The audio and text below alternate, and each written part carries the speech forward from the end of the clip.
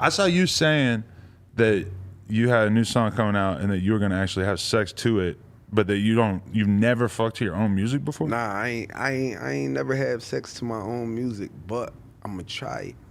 I'm gonna try it with that specific song. I got to. It seems like your music is pretty good music to have sex to be honest. Probably one of my fans. Oh, really? That's your way of giving back to your fans? Sure, gotta give back. Damn, I respect that so much. That's big of you. Yeah, man. You know, spread the love. What was it? It's the Summer Walker collab though that really made you feel that way? Yeah, man. It did something to me.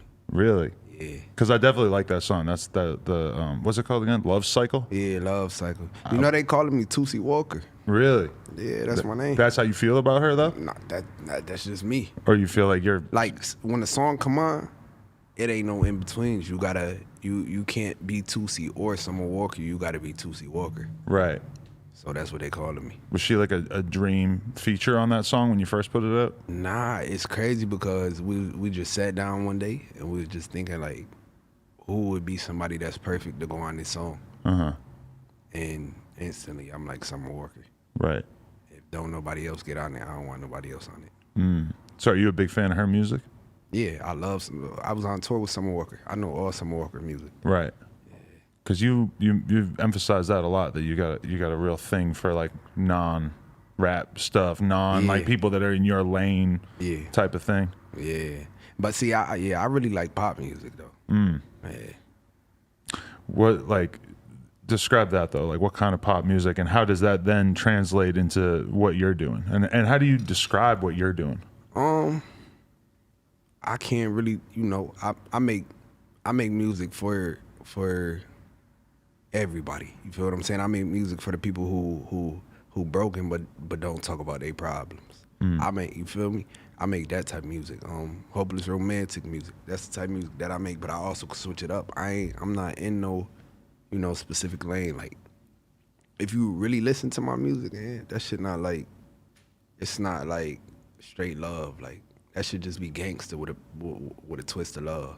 Yeah, no, as I went deeper into the catalog and started listening to older stuff, I heard more stuff about spraying people up and shit, and I was just like, oh, okay. Like, do you feel like you've gotten more? You gotta keep it balanced. Like, at the end of the day, cause I don't want, like, so I make gangster love music, but I gotta let people know that I'm a gangster first. Like, that's what I come from. You feel what I'm saying? Like, and when I say gangster, I don't mean like heavily in the streets. I just mean, where I come from, everything that I come from. But like, yeah, I make that type of music. But back to the pop music, like I feel like that kind of catered to my sound a little bit because I listen to it so much, and that's what I'm into. You feel what I'm saying? I don't make pop music, but it definitely got an influence on the stuff that I do. Do you still feel like you're like finding yourself as you work more and more? Because like I could feel like I could see the development where your stuff is getting a lot more refined as you go. So I could say that I don't really think I'm finding myself. I think I found myself. I think I'm just growing.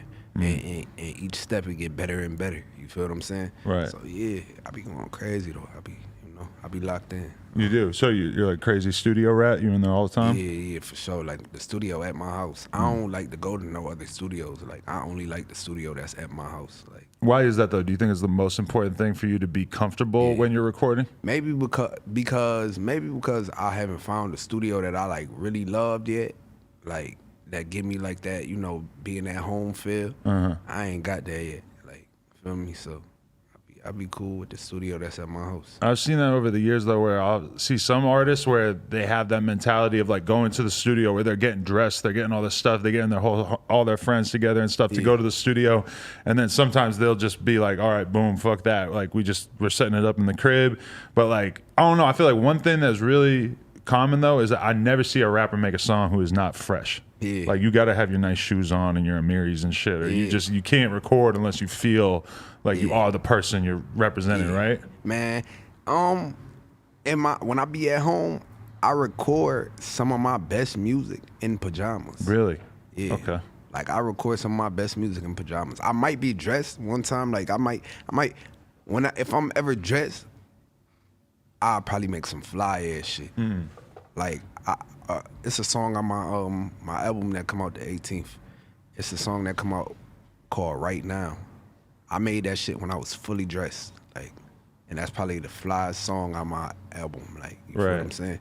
I don't know. I feel like it hit the most, but I was fly as hell when I recorded that.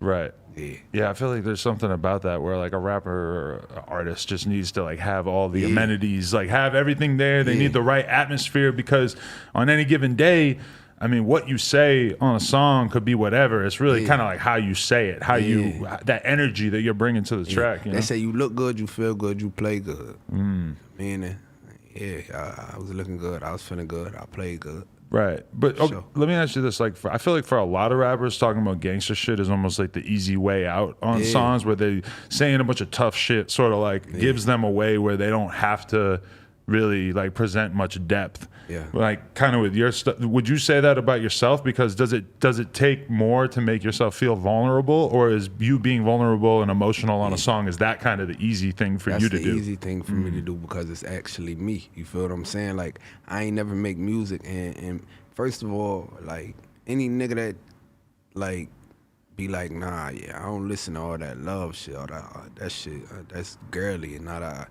man, fuck them. You know what I'm saying? Like, at the end of the day, love is real. Love is gangster. Right. Any female will tell you that. You feel what I'm saying? So like, shit, that's what I come from. Like, you know, it's easy to talk about the gangster shit, but it's easier to talk about love because shit, I'm a person who love everybody. You know, like, I don't got no problems with nobody. I love everybody.